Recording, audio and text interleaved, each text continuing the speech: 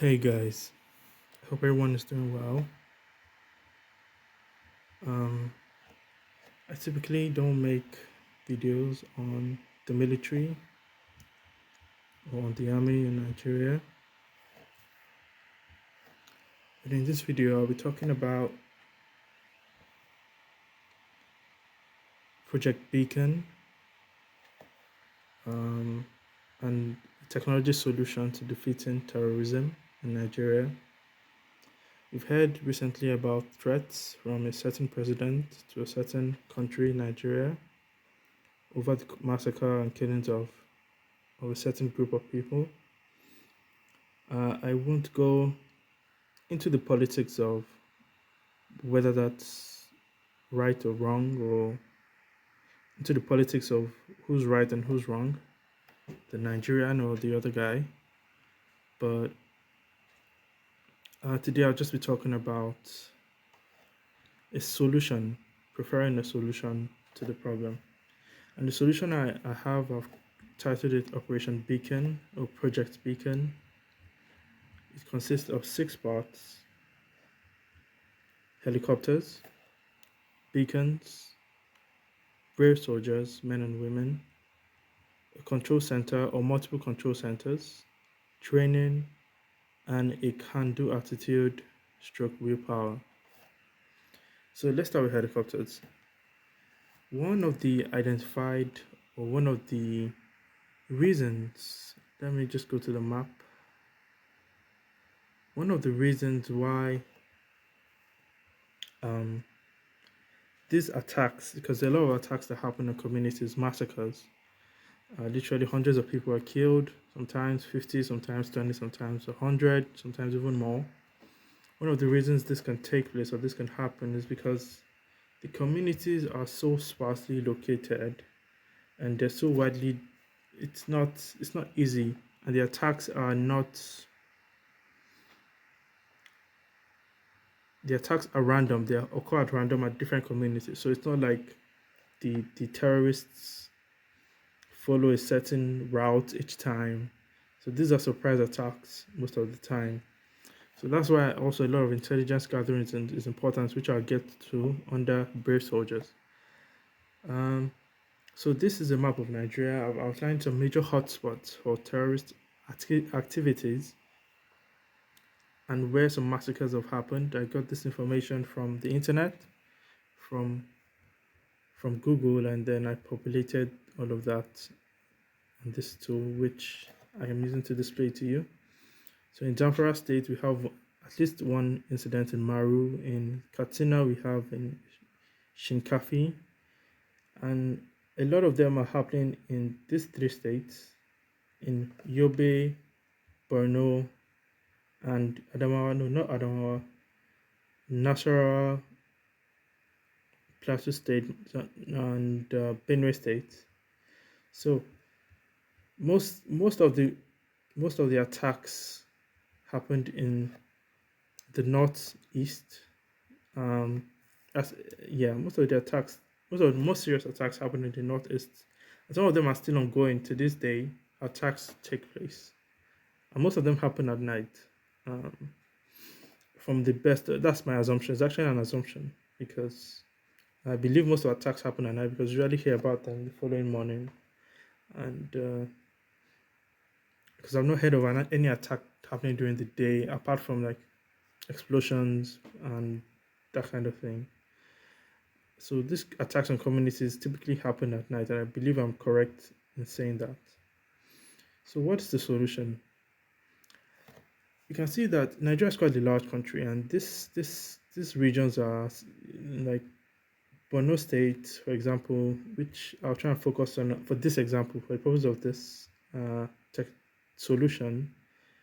It's a very large land area. In fact, I'll bring up this tool to measure the distance. If you want to do a response to an incident occurring across Borno State, you can see that the width across Borno State is about 252 kilometers. and that's quite a distance for, especially on the ground, for vehicles, road vehicles, or motorcycles or lorries to like army lorries and trucks to cover in the distance or in the time it takes to carry out one of those attacks or overnight massacres. Also, looking at from end to end, from endpoint to endpoint, like a long distance across Borno, you can see that almost 450 kilometers. So it's quite a challenge. It will be quite a challenge for the army or the police or whoever to respond so quickly to some of the threats that come up or that arise. So my solution I'm proposing involves a quick response force that is made up of helicopters, beacons, soldiers, and a control center or multiple control centers as the case may be needed. And the whole aim of this is that if an attack is going on in Mafa and there's a response unit stationed maybe less than 100 kilometers away, uh, maybe in Maiduguri, then they should be able to that response unit should be able to attend or to respond within a few minutes, within less than 30 minutes. They should be there. So some of these attacks happen when I say overnight. I don't mean when I said overnight initially. I was referring to the fact that they happen during the dark in the hours of the night. But in fact, some of these attacks actually take place throughout the night. So a systematic or a systemic or a sustained attack and going house to house, burning houses, killing people. So some of these attacks actually take place for hours, maybe up to 6, 8 hours. So if in those scenarios, there can be intervention, there can be a quick response. I think every effort should be made to make it happen. So now I'll go into take out these six, those six, these six. I'll take them one after the other. Now, first, helicopters. In Nigeria, we have a mix of helicopters. I don't know the full details, and I also mentioned that I'm not a military expert. I am I'm an engineer, and I understand can analyze problems and prefer solutions. That's my field. I can look at things holistically and give you what I think is a good solution. But in terms of the army and the military, I am not in the military and I'm not in the army. So this is coming from. So correct me if I made some mistakes or if I am not 100% to right on some of these things. But I think some of these things are common sense, really. Like you might not need to have gone to university to understand or to be able to come up with these solutions. Everyone or anyone looking at it should be able to see that these are the issues. The first issue or the main issue with this incident is the response time. The response time is too long, it's too high, and that's largely due to the large landmass of those areas and how sparsely populated or how sparsely interspaced the villages and communities are. So let's talk about helicopters. So Nigeria has a mix of helicopters. We have this is called the Mi-35. It's a Russian military helicopter, not the most pretty one, but it certainly gets the job done. I've seen it in action, of course, not in person, but I've seen this in action on a video, and it's a yeah, it's effective. So we have a number of these helicopters. Well, I don't think we have a lot of them. Uh, we have I think about 12 in total of these Mi-35 helicopters. They can also carry passengers, that's army personnel, up to 8 within them. Yes, and they are very effective. But I personally would not say use this manned helicopters, this Mi-35s, because they're quite expensive. They're quite expensive. This article talks about how we spent What's that? Yes, we spent a lot of money just to acquire about 12 of them. I think it was 3 billion naira. Which are they looking at it? Looking at things in terms of looking at the cost of the insurgency. Okay, so it says 3.3 billion naira authorized by in 2021 to. I'm not sure that I think that's to upgrade or to purchase. To upgrade.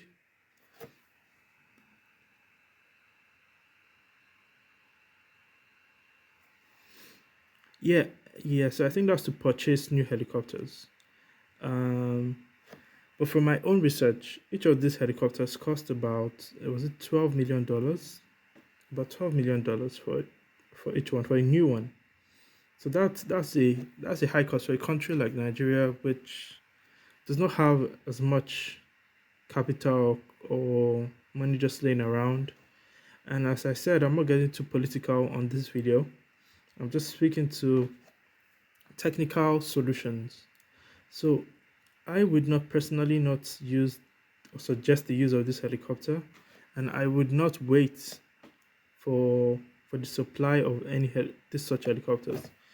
My take on it would be why not focus on civilian stroke commercial versions that can do that can move troops into those hot regions when the attacks are taking place, for ferrying the troops, inserting them nearby so that they can, and by nearby I mean within a few 100 meters, so that they can then advance on the attacks or on the hotspot.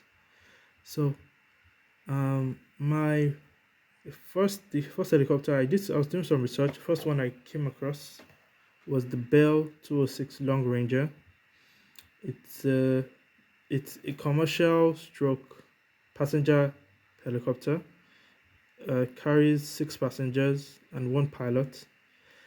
Um, and it costs about a tenth of the Hind helicopter. Of course, the Hind helicopter is an attack helicopter.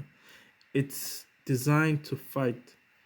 But what we need mostly is a helicopter designed to move people, not necessarily to fight. Of course, as part of the formation, as part of this solution, you would have for part of the response, and I'll come to that in a bit about the exact response, what the response should look like, the number of helicopters that should be in a fleet in flight at the same time, and where they should be stationed. But for this, I believe we should use. There's also the Bell 407. This costs about $2.7 million, and they're not all of them cost as much, of course. And of course, these prices are not that high for a whole country to contribute towards for the safety and less protection of its people. So all this cost we are seeing here is something we should be able to afford. This is the Bell 407. It's different from the Bell 206. And the difference here are the key differences. The Bell 407 is faster and has a slightly longer range than the Bell 206 Long Ranger. Top cruise speed 246 km per hour. The Bell Ranger 204 to 210 km per hour. So this has about 600 km to 624 km range. That's how far it can go on a full tank of fuel. Yeah. While the Bell 206 has not as much range. The range is not as much for the standard version of the Bell 206. And notwithstanding, in these scenarios, when there's an attack, speed is of the essence. You need helicopters that can move fast. And of course, all helicopters move fast already, but every second counts. So I think from my own basic research, from my own looking at this, I think the civilian versions of helicopters that can carry about eight soldiers in them. You can attach automatic weapons. What's it called? The Gatling gun or the rapid fire weapons close to the doors at both exits, such that the helicopter can defend itself, and then so that the helicopter can be defended when it inserts when the so let me just paint the scenario of what I'm trying to say. Let's do a scenario. Let's come here. Let's say we get a distress call from Maiduguri or from Mafa, and the helicopters are stationed at there's a helicopter point or a quick reaction point at Maiduguri. The plan I have, or the solution I have envisaged, is that once the call comes in, 3 to 4 helicopters of this type,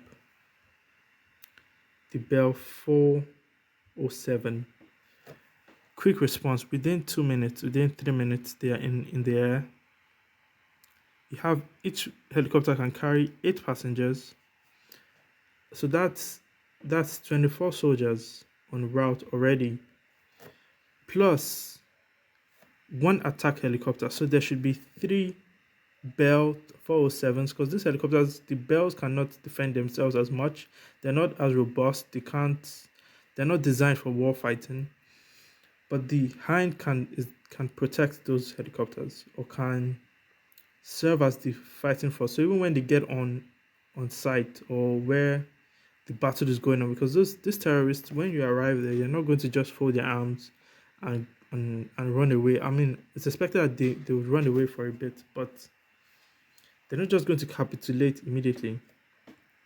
So there still needs to be an attack helicopter that can disperse whatever needs to be dispersed. And I'll get to training in a bit, because it's not that there are rules of engagement, which I think should also be followed on that training. So what's the vision, or what's the solution? When a distress call comes in, we have 3 Bell helicopters, Bell 407s, loaded with 24 soldiers in total, being accompanied by one of these, such that we have 4 helicopters moving together at the same time to respond to an incident. Now, what is the other part of this? Beacons. What is a beacon? Beacon is essentially a device that sends out a message of some sort. In my opinion, the government and army and military of Nigeria, if we're really interested in protecting our communities, I believe this is a key part of the solution. The use of beacons, SOS beacons. So I've done research on this. As I mentioned, I'm an engineer, so I know this is a solution that can work. It can work, and there's nothing stopping it from working.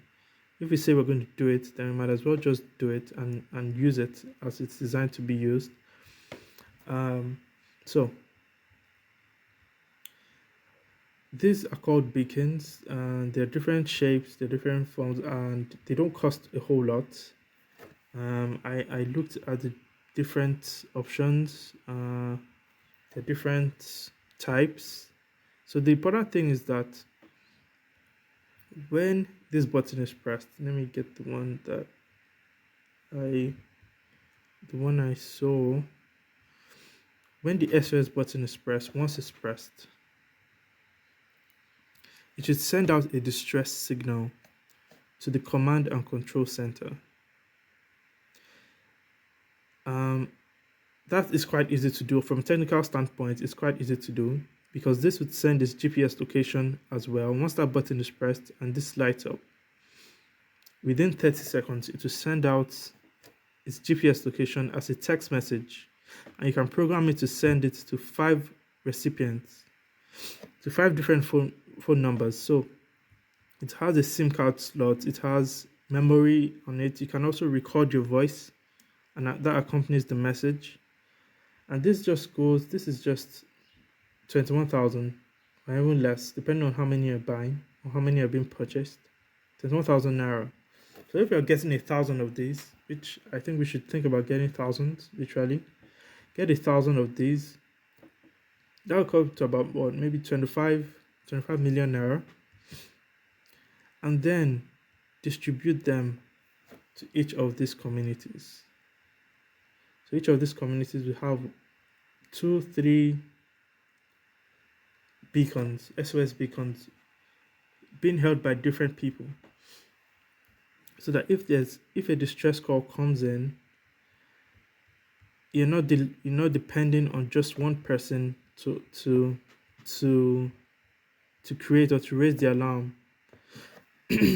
So if a call comes in Bama, we have like 2 or 3 people with the beacons, and they'll be trained on how to use it, trained on how to recharge it when it needs to be recharged. And a beautiful thing about this is that the battery lasts quite long. There's some that can last for up to a year without recharging, and there are different sizes of batteries that can be used. So this is 10,000 milliamp hour, this is 3,000 milliamp hour, and they last quite long because they're not always in use.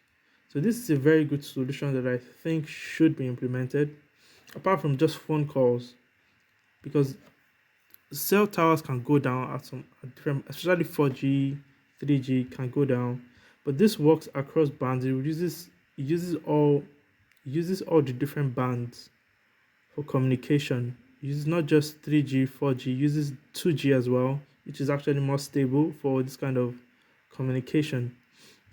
Real-time GPS, blah, blah, blah, blah, blah. So it uses the GSM, the different GSM frequencies,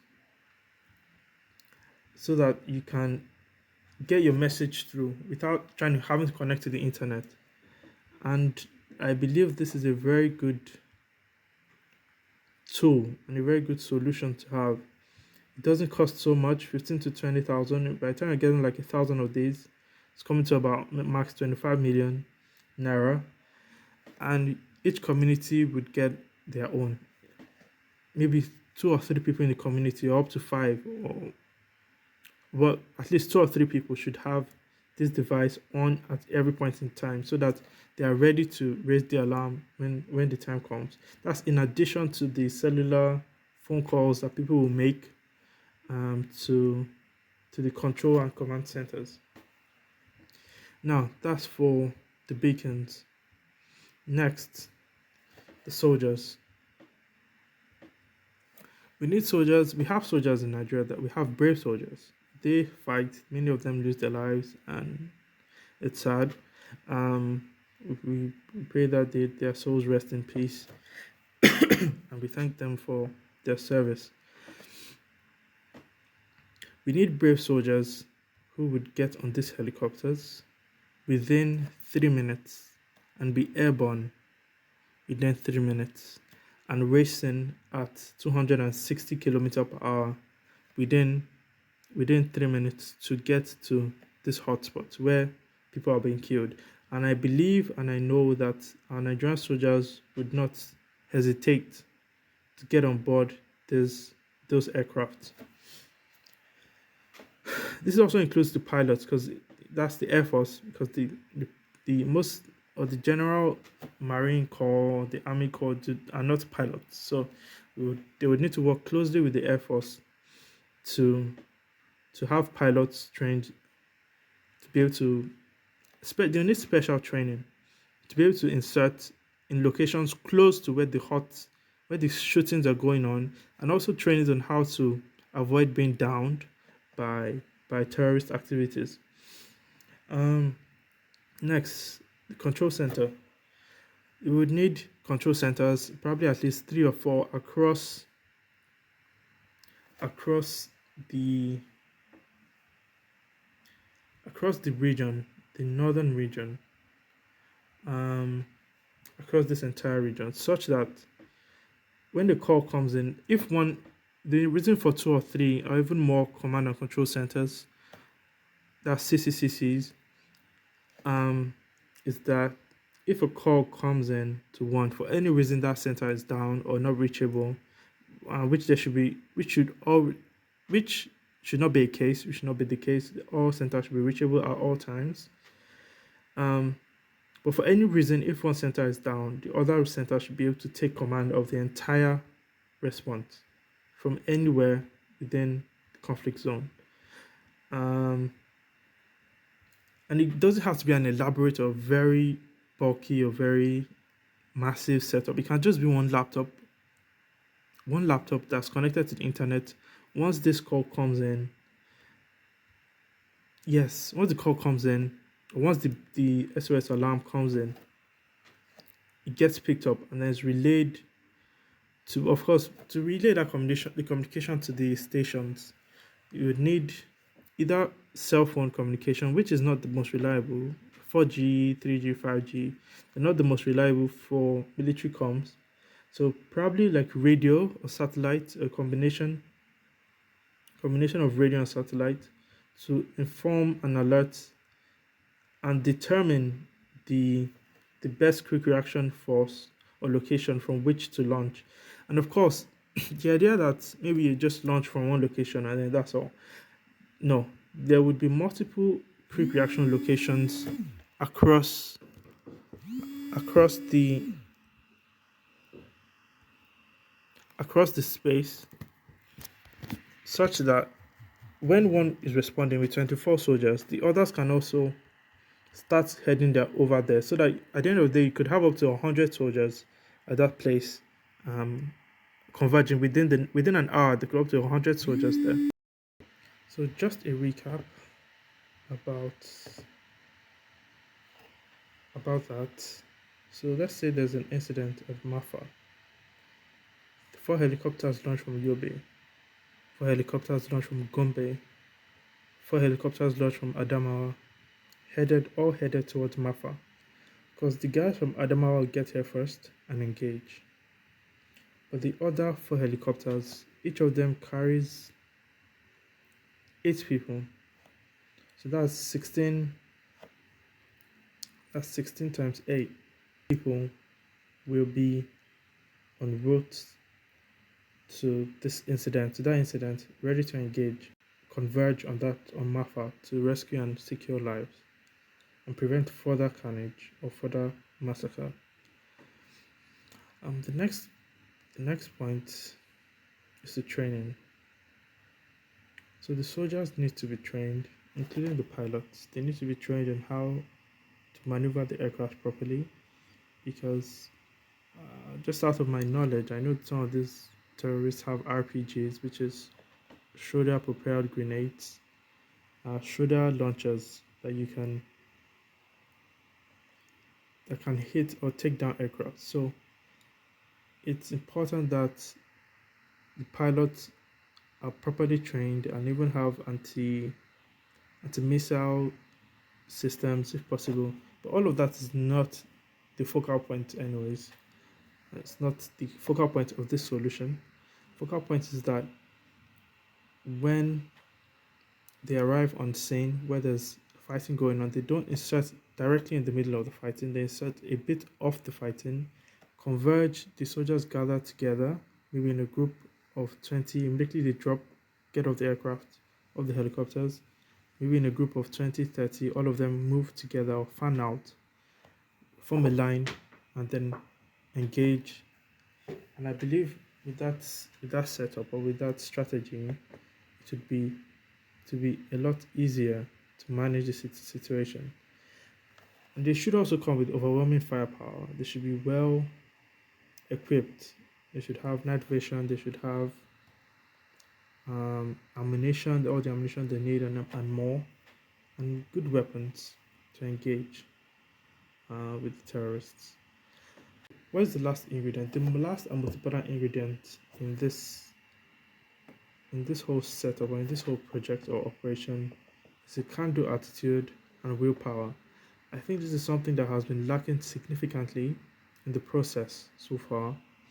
So really, there needs to be a shake-up, a change of mindset. There's a saying that a bird born in a cage thinks flying is a disease. What I notice is that most of these generals and army heads, once they get into office, what they start to do next is you can see in this picture, in this image, this their stick. I don't know why they always hold that stick. It's supposed to be like some sign of authority or something or of some sort. But once they get that, it gets into their head. They become more ceremonial, which I don't think any soldier should become. So they should be fighting soldiers. They should be ready. They should be strategic, not ceremonial in nature. And I think it's a big shame the way they handle the scenarios or situations currently. Um, so that's it for me.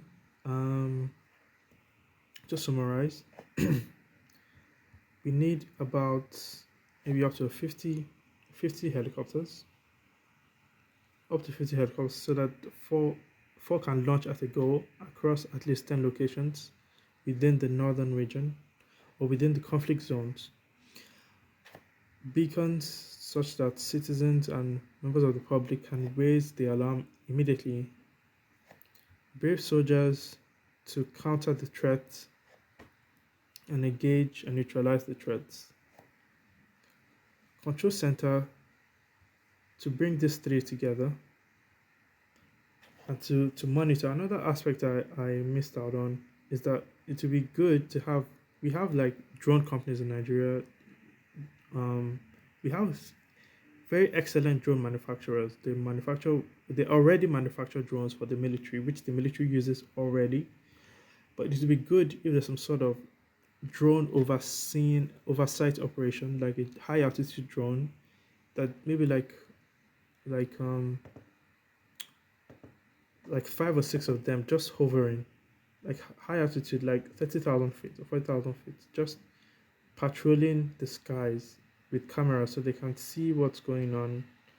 They can pick up information, signals, information. So just maybe one for the different parts or two for the different parts, depending on the spacing. And this drone should be up all the time. All the time. As one is coming landing, another one should be going up, so that we have real time, full time insight into what's going on. That data can also be fed to the control center, to the command center, so that they can have a full intelligence picture of what's going on. These control centers can, apart from intelligence, while there's a situation going on, there should also be intelligence gathering as an activity, as a full-time ongoing activity, such that when terrorists strike a place, it's noted where did terrorists go after that, where did they move, where did they retreat to, where did the soldiers chase them off to.